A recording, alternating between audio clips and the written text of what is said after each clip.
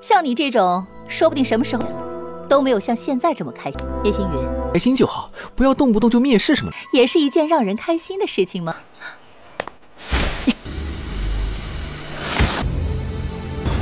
好强大的姐姐，你为何会？我懂了。Halo semuanya, selamat datang di Ruang Film. Bagaimana kabar kalian semua? Semoga selalu sehat dan baik-baik saja. Sesuai jadwal, jadi pada hari ini kita kembali melanjutkan series Donghua Wonderland season kelima episode terbaru. Yang mana ini adalah episode 275 sampai 276. Namun sebelum kita mulai, lebih baik kita lihat lagi apa saja yang telah terjadi pada episode sebelumnya. Di minggu kemarin, kita telah melihat kebangkitan dari sosok iblis di tempat yang dijaga oleh Anyun bersama klannya. Kebangkitan dari iblis langit itu benar-benar memakan banyak korban. Semua orang yang berada di sana bersusah payah untuk menangani iblis itu. Namun apa daya, kekuatan yang mereka miliki masih belum mampu untuk menahan iblis tersebut. Alhasil, Ibu Anyun dan yang lainnya harus menerima luka yang sangat fatal. Sedangkan untuk Anyun sendiri berusaha untuk membantu, apalagi dia tidaklah tega untuk meninggalkan ibunya. Hanya saja ibunya yang tahu kalau mereka semua akan berakhir memilih untuk menggunakan kekuatannya agar Anyun pergi meninggalkan tempat itu. Sedangkan dia bersama para anggota klannya memilih mengorbankan diri demi bisa membuat iblis itu terluka. Nah, ternyata dalang dibalik kebangkitan iblis ini adalah Fan Yin. Tujuannya sama seperti sebelumnya, yakni mengumpulkan para iblis langit untuk bisa mencapai ambisinya. Iblis ini yang tahu Fan Yin sangat kuat bersedia untuk bergabung dengannya. Nah, sekarang kita akan melanjutkan episode terbarunya. Kita dibawa ke dunia fana, atau lebih tepatnya saat ini kita sedang berada di pasar. Xingyun dan juga Suang ternyata berada di sana. Alasan Xingyun kemari untuk membawa Suang mencuci mata. Namun siapa sangka kalau Suang langsung pergi membawa barang ini tanpa membayarnya. Ia memberitahu kalau dirinya sedang bersama suaminya, jadi Xingyunlah yang akan membayar barang-barang yang diambil. Xingyun tidak mempermasalahkan hal itu, namun ketika ia ingin membayarnya, ia pun terkejut karena pedagang itu meletakkan harga 10 tel emas hanya untuk pecahan batu giok saja. Xingyun mencoba untuk menawar, tapi pria itu memberitahu kalau batu giok miliknya ini berumur 1000 tahun. Jadi cukup wajar mengapa ia menjualnya seharga 10 tel emas. Ia tidak niatan untuk mengurangi harga barangnya, karena jika tidak, Xingyun itu harus mengembalikan batu gioknya. Xingyun paham dan langsung memberikan tel emas kepadanya. Di sisi lain, Suang kembali mengambil barang dan lagi-lagi Xingyunlah yang harus membayarnya. Ia pun kembali terkejut karena pedagang ini meletakkan harga di 20 tel emas. Xingyun berusaha untuk menawarnya, namun apa daya pedagang ini tidak mau bernegosiasi. Bahkan dia bisa menjual barang itu di harga 50 tel emas. Mau tidak mau, Xingyun pun harus membayarnya. Suang terus saja mengambil barang-barang yang dirinya sukai. Sebagai tukang bayar, Xingyun tentu tidak bisa berbuat apapun. 20两黄金，20两，我跟你要50两黄金，都便宜你。 Para pedagang tadi yakin kalau Xingyun sangat kaya, apalagi ia memiliki gadis cantik di sampingnya. Pria ini agak menyesal karena hanya mendapatkan 20 tel emas saja, padahal ia itu bisa mendapatkan 80 tel emas.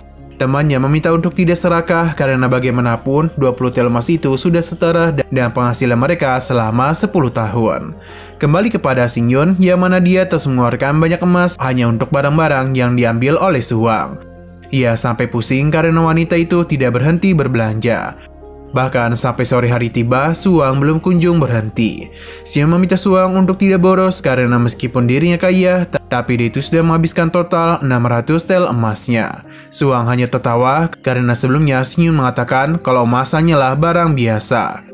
Apalagi dia mendengar sebuah pepatah yang mengatakan tidak peduli ribuan emas berserakan asalkan bahwa Hangyun tersenyum puas. Suang meminta Xingyun untuk melihat senyumnya apakah itu senilai 6000 tel emas. Xingyun merasa itu sepadan, hanya saja dia berharap agar Suang berhenti jadi orang yang boros. Namun Suang menjelaskan kalau barang-barang yang ia beli memiliki manfaat. Ia pun memperlihatkan pecahan batu giok yang sebelumnya mereka beli. Suang agak tidak menduga kalau di dunia fana terdapat barang-barang yang sangat bagus, bahkan sampai tertutup oleh debu. Orang biasa tidak mungkin bisa melihat betapa berharganya barang ini. Suang meminta Xingyun untuk tidak menganggapnya sebagai gadis yang boros. Xingyun paham dan ia ini penasaran mengapa aura pada batu giok itu sangat tidak biasa.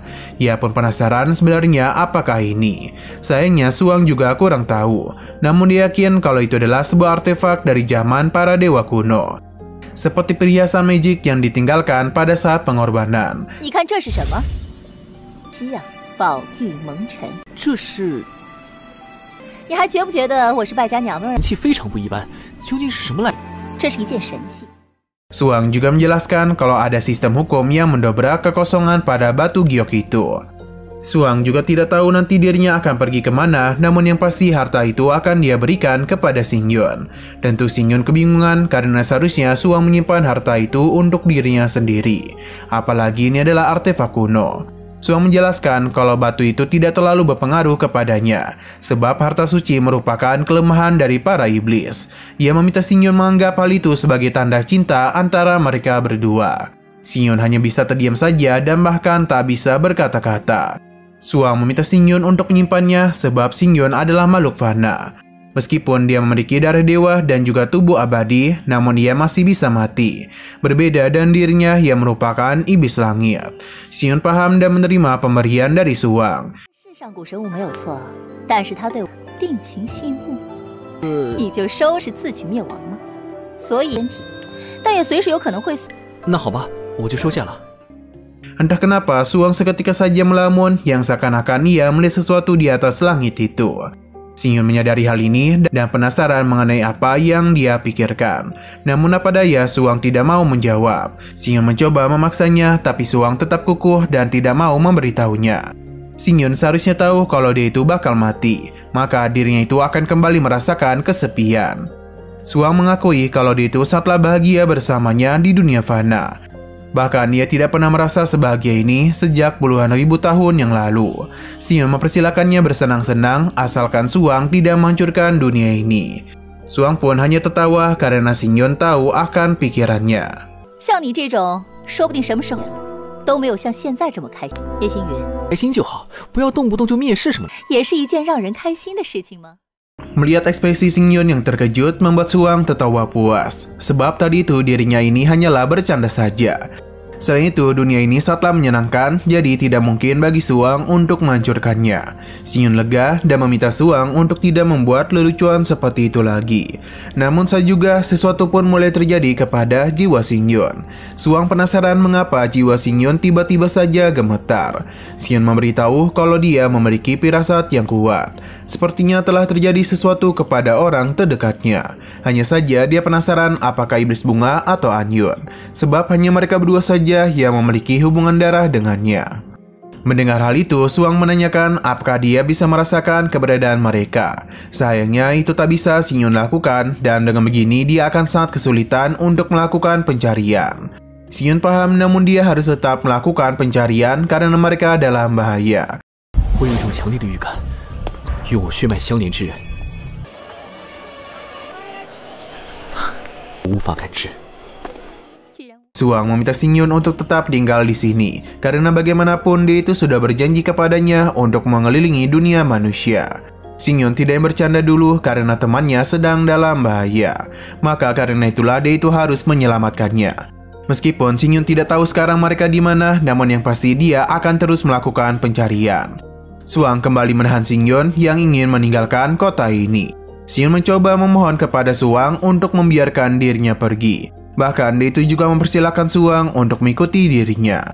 Tapi entah kenapa Suang terus saja menahan Xingyun untuk tidak pergi meninggalkan kota ini. Bahkan dia itu memberikan ancaman untuk tidak menemui Xingyun lagi. Ledakan kekuatan yang Suang keluarkan membuat orang-orang di sana terkejut. Dia sepertinya sangat serius mengatakan hal itu. Xingyun meminta maaf karena sepertinya dia akan mengingkari janjinya. Sebab Xingyun benar-benar tidak tahu temannya yang mana kini dalam bahaya. Apalagi mereka adalah orang-orang yang sangat penting dalam hidupnya. Xingyun bahkan rela mati hanya demi menyelamatkan mereka saja.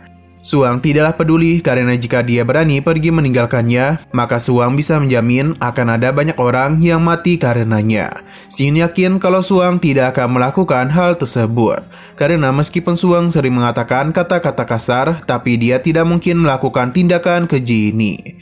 Singyun terus memohon untuk menyelamatkan teman-temannya karena mereka itu sangatlah penting bagi dirinya, termasuk juga dengan Suwang. Jika terjadi sesuatu kepadanya, Singyun berjanji akan mempertaruhkan nyawanya hanya untuk menyelamatkan Suwang saja. 我知道，就别怪我知。他们是我的朋友。如果有一天你遇到了危险，我就在。 Mendengar itu, Suwang pun penasaran seberapa penting pertemanan bagi Singyun. Bahkan dia itu tidak segan-segan mengorbankan nyawanya. Singyun membenarkan semua itu dan dia tidak mau teman-temannya mati. Pada akhirnya, Suwang pun akan ikut pergi bersama dengan Singyun.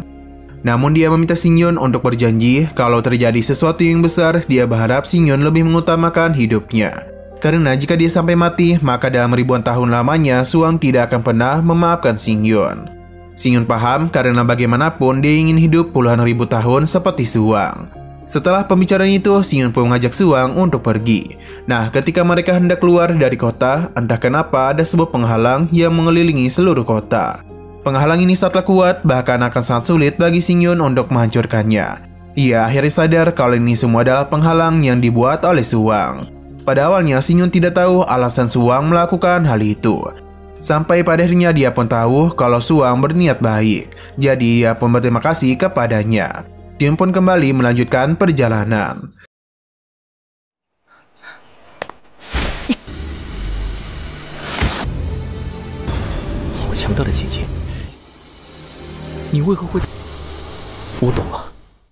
Suwang merasa kalau dirinya ini telah beruntung. Ia berterima kasih kepada Singyun karena telah menemaninya, memberikan saat-saat yang membahagiakan dalam hidupnya. Sejak awal, Suwang sudah tahu kalau Fan Yin tidak akan pernah membiarkannya pergi. Jadi, Suwang berencana untuk bermain-main dulu dengan Singyun. Namun siapa sangka kalau Singyun benar-benar membantunya dalam mencari kebahagiaan di dunia fana. Bahkan secara perlahan Suwang mulai memahami emosi dari para manusia. Suwang berjanji akan selalu mengingat momen-momen ini. Hal ini sangatlah berharga dibandingkan kehidupannya selama ribuan tahun. Suwang hanya tidak habis pikir Singyun akan benar-benar mencemaskan orang lain. Ia hanya bisa berharap kalau Singyun akan baik-baik saja. Nah, sayang sekali episode pada hari ini pun harus bersambung dulu. Namun sebelum kita akhiri, seperti biasa kita akan melihat preview bagian selanjutnya. Terlihat kalau Fan Yin meminta iblis ini untuk menghabisi Suwang. Namun iblis itu menahannya sebab jika ia menerobos surga, mereka membutuhkannya. Namun Fan Yin akan tetap menghabisi Suwang karena dia telah berani mengkhianati dirinya. Selain itu, saat ini Suwang tengah bersama dengan seseorang yang bisa membuat dirinya takut. Oke, sekian dulu pada video kali ini. Untuk video selanjutnya akan segera hadir. Jadi bagi kalian yang mengikuti series ini, langsung saja klik subscribe dan aktifkan loncengnya. Terima kasih banyak yang sudah menonton video sampai habis. Jika kalian suka pada video ini, klik like dan share ke teman-teman kalian tentang channel ini. Dan ditunggu aja kelanjutannya. Oke, sampai jumpa di video selanjutnya.